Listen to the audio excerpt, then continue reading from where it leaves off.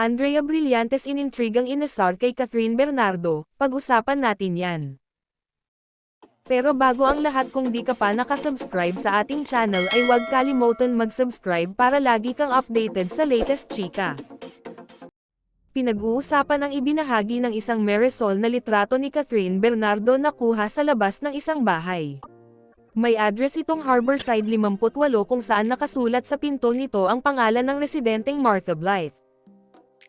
Nakakaintriga rin ang puzzled look ni Catherine sa naturang namesang. Humandar naman ang imahinasyon ng mga tsismosang kapitbahay na di umano'y parang pang-aasar daw ang photo na iyon ni Kat kay Andrea Brillantes na ang tunay na palayaw ay Blythe. Samot-sari naman ang naging reaksyon ng mga katkatera at sawsaw-era sa nasabing photo. Ito ang ilan sa kanilang mga komento. Nakita ko sa Fata.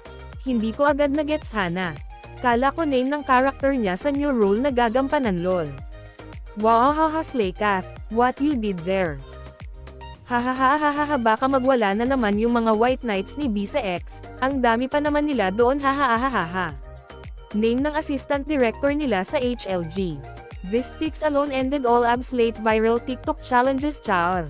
OMG hahaha. Matatanda ang bago ang hiwalayan ng Katniel ay natsika noon na di umano'y naging sangkot sa breakup nila si Andrea.